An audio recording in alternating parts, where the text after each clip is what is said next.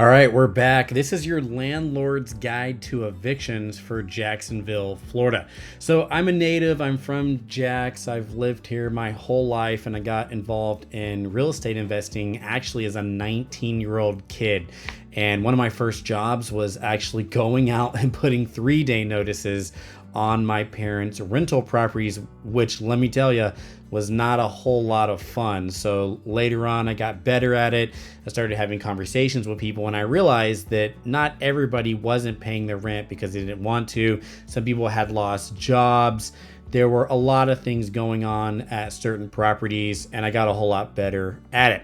But property management does require more than rent collection and maintenance. It actually demands legal mastery. And I'm going to tell you right now, if you get this right, then it is something you can put in your toolbox to be a successful landlord for many years. It is the ugly side of the business. Unfortunately, not everybody pays their rent on time, and there are things that you do need to know as a landlord. So the introduction here is why eviction knowledge is non-negotiable for Jacksonville landlords.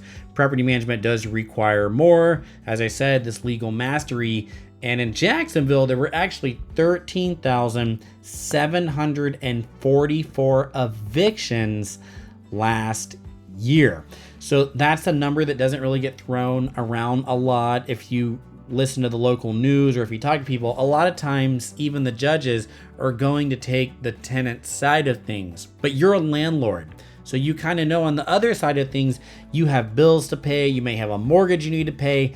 You need to get this rent paid, but you need to do it correctly and legally. So let's talk about that. Number one, legal grounds for evictions in Florida.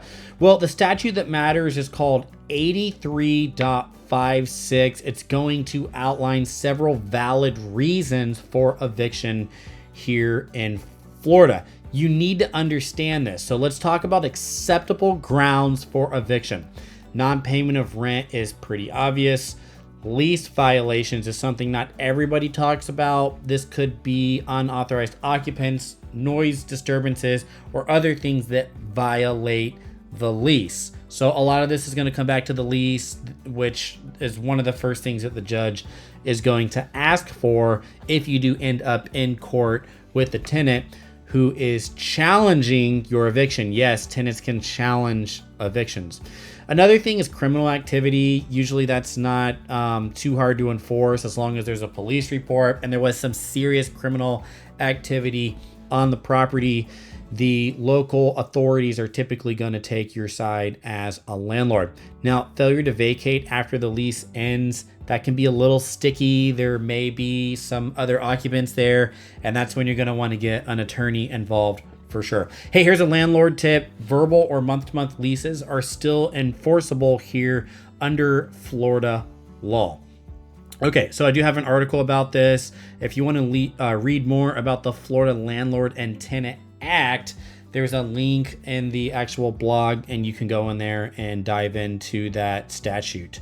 So number 2 is serving the 3-day notice to pay or quit. So I have another video about SB 17, which may or may not pass here in Florida. They are talking about maybe extending the 3-day notice to a 5-day. But what this is this is your notice for non-payment. As I said before, one of my first jobs was posting those physical 3 days on the property. Basically says pay your rent or you have to get out. Here's your 3-day notice to pay or quit, which means leave the property. Notice requirements: it has to have the total amount due, it has to have the exact address of the dwelling, contact information for payment, tenant's name and date. Delivery can be in person, it can be posted on the door or mailed. Just one quick tip: if you do mail it, you do have to add that extra time that it took to get there. Like, you can't send a notice in the mail and it takes 3 days to get there, and then the day they get it is the day they have to move out. You have to give them an actual 3 days from the moment that they receive the notice. So if you do mail it, then you need to add that postal time. Hey, additional resources: Jacksonville area legal aid and tenant resources. Once again, this link is on the blog, so check that out. Number 3, filing the complaint for eviction with Duval County Clerk of Court. So if the tenant fails to comply, you file a complaint for eviction at the Duval County Courthouse. Of course, we're here in North Florida in Jacksonville. And be prepared to submit the original lease, a copy of the 3-day notice, the rent ledger, which is all the income and expenses that you've received on the property. If you have a professional property manager like us, you're definitely going to have a rent ledger. So if we manage your property or if you need property management, just reach out to us and we'll give you a copy of that rent ledger for the courts. Filing fees are going to be anywhere between $200 to $300 a month, depending on which county. And the court will issue a summons and process server or sheriff will officially deliver it to the tenant. Number 4, tenant response window, 5 days. Once served, tenants have 5 business days, not calendar days, 5 business days to respond. By filing a written defense. Like I said, they can go to court with you over this, and during that time you're not going to be able to go over there and just pull them out of the property. So you're going to be tangled up in court, paying all rent due to the court registry, or they could do nothing, which would also result in a default, which eventually goes to a default judgment. Okay, another link in the blog over there on tenant screening strategies for Jacksonville. If you do a really good job screening tenants and you do a really good job managing the property, then you will not be in this situation very often. Nevertheless, number 5, final judgment and writ of possession. Once the judgment has been granted, the next step is obtaining a writ of possession, which allows the Duval County Sheriff or whatever county you're in to formally remove the tenant. What happens next? The sheriff puts a 24-hour notice on the property. The tenant must now leave within 24 hours. If not, the sheriff can forcibly remove them. You may now change the locks and prepare the unit for turnover. All belongings must be held or disposed of per Florida Statute 715. And you really do need to read that statute to understand. There's been some crazy stories that I can tell you guys over the years where we had tenants come back and say, you took my TV, you didn't give me the proper notice, you didn't give me an opportunity to get my stuff. Now, the sheriff's not going to go actually change the locks. You're going to have to meet the sheriff there, and they're going to open up the door. They're going to tell the occupants to get out, and then you're going to have to either be there ready to change that lock or have your locksmith available at that time to switch the lockout. So post-eviction property recovery and repairs. After eviction, you're going to want to go in and photograph the unit, document damage, begin repairs immediately, get that thing relisted, and then get it back out there and get it rented as fast as possible. Preventing future evictions is all about screening and lease strength. Long-term strategies include using strong written leases with clear rules. Avoid vague language at all cost around when the rent is due. The lease needs to state exactly when it's due, what happens if they don't pay. And I even like to have a little summary page at the end of my lease that just summarizes everything. You can even take these summary pages and turn them into magnets and stick them on their fridge. So a couple quick frequently asked questions. How long does the average eviction take?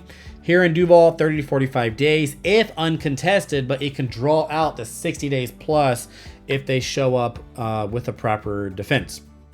Question 2 is, what's the total cost to evict? Yeah, typically we're paying our attorney like $800 to $1,200. We do have some other processors that can get that cost down a little bit. You do not have to be an attorney to process evictions here in Duval. Can I evict a tenant without going to court? No. Self-help evictions are illegal in Florida and can result in penalties. What if the tenant offers partial payment? Hey, you can accept it, but it may reset the entire eviction process. Also, like accepting rent from a tenant could put you into a situation where you're kind of carving out a new agreement between you and the tenant. You don't want to override your lease, so you have to be very careful accepting partial payments if your end goal is to evict the tenant. Now, if you want the tenant to stay, then you can put a payment plan together. This is really where we come in as a property manager. We will deal with the tenants for you. We will help you. And we know all these different things about payment plans and evictions. What about COVID, hardship defenses, things like that? All that stuff is really going to happen in court. The judge would look at those things and make a decision. Last question is, can I pursue damages after eviction? And the answer to that is absolutely, but you need to make sure that everything is properly documented. So I hope that you don't have to deal with an eviction. I'm wishing you the best. I hope that you have good tenants, that you do a good job screening them, that you do a proper background check. If you need to watch a video about screening tenants, I have another one available here for you. In conclusion, evictions are never ideal, but with the right approach, they do protect your time, finances, and property. I'll tell you, if you get a bad apple tenant, just see if you can get them to leave. Try to skip this whole situation if possible. If you do get somebody that drags their feet and you do have to do an actual eviction and you need some help, just reach out to us. We're here for you.